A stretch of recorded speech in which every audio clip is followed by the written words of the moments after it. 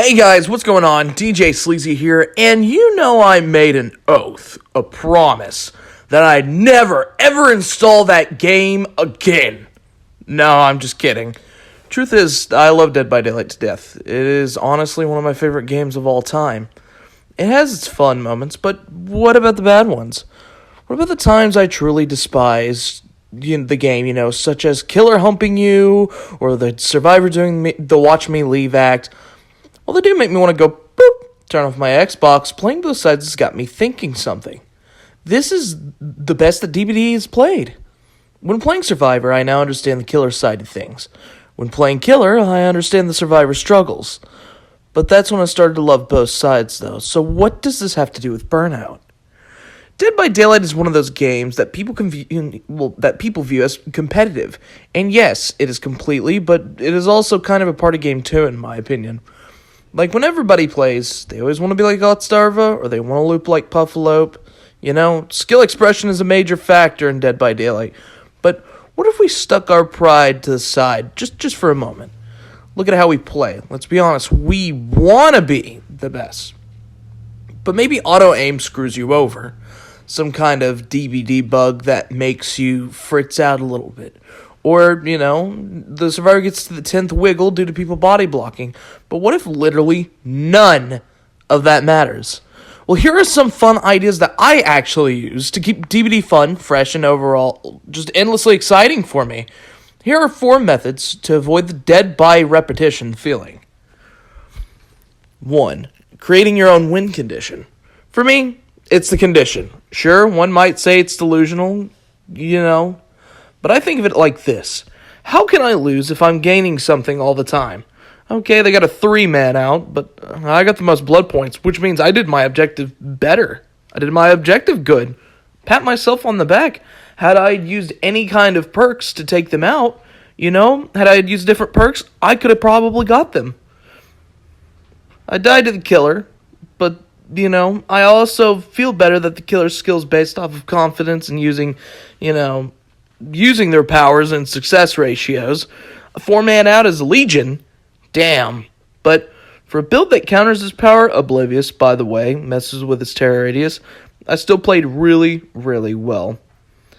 Getting a bit nitpicky. Call it a win. Like, be a sore winner for once. Because, believe it or not, this is honestly the best way to play. Number 2. Mixing it up. Stepping out of your comfort zone is very fucking awful in DBD, especially when it ends up getting you killed extremely early or gens blowing out of proportion. But there's no funnier lab rat than the people you experiment on, and not the bots. Try Wiretap with Repressed Alliance. There's nothing more funnier than looking at the killer's aura and seeing a what the fuck moment while they stare at it. Yes, it's okay to want to win, but make that one your optional objective, like a side quest or whatnot. It's okay to love your loadout slots too, but let's be honest, I don't think you haven't tried Starstruck on Twins yet. Mixing it up can honestly lead to some interesting fun ways to play killer. Take my Valentine's Legion build showcase. Normally, a way to play Legion is just to go for that 4-man down and take that 4th guy out. Oddly enough, that change in playstyle became an overpower loadout I used as my mainstream thing. Because I never knew how great Save the Best for Last is on Legion until I messed with it. I urge you to test the waters. Literally beating DVD is number 3. And no, I don't mean traveling all the way to the Longland Mountains to meditate and master the art of looping or hunting survivors. Respect to Master Sensei Peng Shao, by the way. I mean your lore books and tomes, the literal game itself. Like you would complete the Skyrim main quests and side quests, so too does DBD have a game that you have not yet beat. Not only do you obtain blood points, but it also helps give lore detail in the Horrors of the Fog. A whole nother world that you have not read about yet. Like, one example is that there's a universe where there's an evil like Yui. I'm not even fucking kidding when I say the NC feeds on emotion than just fear.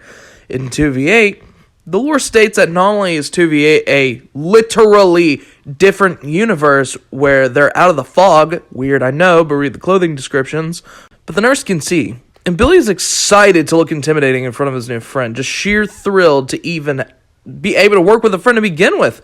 Like, the dude's just pumped. One can only imagine, what emotions are going through their minds as they see each other. And last but not least, taking a break from Survivor. And I know somebody in the comments will go, "Oh, you filthy Survivor, man. Nice try. I'm going to go BM you IRL. I'm going to, I don't know, mail something to your door that might take off a leg." And to that, I'll say this again. On both sides. Sorry about that. So, why'd I just mention Survivor? Well, as Survivor, you can't expect to be alive every match. That's the sad reality to it. I know, you're not Puffalo, you're not Hens, but at the same time, even those guys, they don't really make it out sometimes. Really good survivors, as Otts Darvin once said, can, they can be really good all they want, but expect a 50% escape rate. So, why did I just mention Survivor, And it also sucks losing all the time. So when it sucks being in a dungeon, why not change the rules and decide to be the dungeon master? Plus, the more you play killer, the easier you figure out their weaknesses. The best part, if you struggle against Doctor, it never hurts that even though you'll lose as him, even though gens will pop, he's worth a try, as you'll see another survivor do weird and wonky shit that you have never seen before. This is a big plus. You can use this to your advantage. This is honestly how I learned how to counter artists. I never knew you could get in lockers whenever I started my first time playing. Or I never knew that the funnest way to counter a Chucky during Slice and Dice is just literally run past him. Like, just 360 him. I never knew that the best way to counter a Blight is run right really quickly, and then go full right. Or run right, run left, and then go full left completely. It's really weird. But if you sit there and you do a little shake and then go right, then you'll catch a Blight off guard sometimes, as they try to adjust their aim and they over-adjust. Really, honestly, just try out the killer, and even then, it's kind of like if you was sneaking on the other side and doing reconnaissance. Anyways, here are my 4 ways. And, I have a moment where I grip my teeth, too. To the point where my last results, even though I know they're not accurate, whenever I got my DVD test result thing from last year, I did the math, and, well, if I walked into a match, the fact that I would get a 4K as killer was 63.4%. And this went up the less kills I got. So I would get 3 kills, it'd go up to like 78. I'd get 2 kills, it'd go up to like 80. Those 2 were not accurate, but I did get a 63.4% escape rate on whether or not I got 4 kills. So it was honestly refreshing just walking into a match knowing, hey, I might win this, but if I make that my side objective, hey, cool, I win. But you know what else is cooler? I finally found out that I can use save the best for last on fucking artists, so that way people don't have to hold W. Anyways, I take pride, just like any other player. If they're trash talk and flaunting around like a pelican or a peacock or whatever kind of bird sticks its ass out. Thing is that it's only healthy if I get shut down and have a blast at the same time. Burnout happens, and while these are my ways, I use it to mitigate burnout briefly or completely. It's okay to take a break every now and again, It's the same with any competitive game. Black Ops, Marvel Rivals, it's okay to just stop for a second and sit down, relax with, Stardew Valley or Terraria or just anything else, I hate to sound like that one guy from the dev team, but that's just how Burnout is. We get bored of stuff when we overplay it. Not only do I like playing DVD, but it also can be frustrating when a bug is out, like, the gen bug for 1v4, or like that, which was coming out, by the way, whenever 2v8 was around to getting released. It was so fucking aggravating. Like, if a player died and then spectated their other players while they was doing gens, they could pop like 2 gens in one go. But, I digress. There's that bug, or like when people learn a bug, they can make players drive invisible race cars. Wesker, it's okay to just stop and go, okay, hey, until I stop seeing this, maybe playing a different game is okay.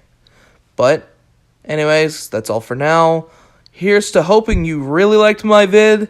You know what to do. I'm not going to push you towards the stupid two things like your pesky neighbor. And, hey, I'll be seeing you in the fog.